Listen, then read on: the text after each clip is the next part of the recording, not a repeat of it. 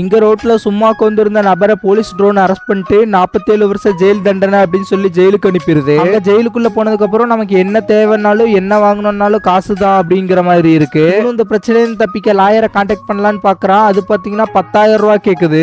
ஜெயில ஒரே வேலை ஸ்வெட்டர் பின்றது மட்டும்தான். இது மூலியமா ஒரு $5 சம்பாதிக்கிறாரு. அந்த பணத்தை வச்சு வீட்டுக்கு கால் பண்ணிட்டு எனக்கு ஒரே ஒரு 10,000 ரூபாய் மட்டும் அனுப்புங்கன்னு சொல்லிட்டே இருக்கும் போதே போன் கட் ஆயிருதுங்க. அப்புறமா ஏஐ வந்துட்டு உங்க காசு முடிஞ்சு போச்சு அப்படின்னு சொல்லுது. இவனும் கடுப்பாயிடுறான். அப்புறம் வேற என்ன பண்றதுன்னே தெரியாம ஸ்வெட்டர் பண்ணிட்டு அங்கேயே வாழ ஆரம்பிச்சுட்டான். அங்கிருந்து ஏய் நீங்க குற்றத்தை ஒத்துக்கிட்டீங்கன்னா உங்க தண்டனை பாதியா குறையும் சொல்ல இவன் அதுக்கு கடுப்பாயிடுறான். தப்பே பண்ணாம எதுக்கு குற்றத்தை ஒத்துக்கணும் அப்படின்ட்டு. அப்புறம் இவனுக்கு ஒரு மெசேஜ் வந்திருக்கு. என்னன்னு பார்த்தா அவங்க வீட்டுல இருந்து 10,000 ரூபாய் போட்டு விட்டாங்க. இந்த நபர் இந்த பணத்தை வச்சு ஒரு லாயரை புக் பண்ணிடுறாரு. ஆனா அந்த லாயருமே இருந்துட்டு தப்பா ஒத்துக்கோங்க அப்பதான் உங்களை ஈஸியா காப்பாற்ற முடியும்னு சொல்ல இவன் இன்னும் கடுப்பாயிடுறான். கொஞ்ச நேரத்துல இவன் அந்த ஜெயில விட்டு ரிலீஸ் பண்ணிடுறாங்க. அப்புறம் தான் அந்த ரோபோட் வேற ஒருத்தங்களை அரெஸ்ட் பண்றதுக்கு எல்லாம் தப்பா இவனை அரெஸ்ட் பண்ணிட்டு வந்துருச்சு அப்படின்ட்டு. இந்த ஸ்டோரி பிடிச்சிருந்தா லைக் பண்ணிட்டு அப்படியே நம்ம சேனலை ஒரு சப்ஸ்கிரைப் பண்ணிக்கோங்க ஃப்ரெண்ட்ஸ். By by.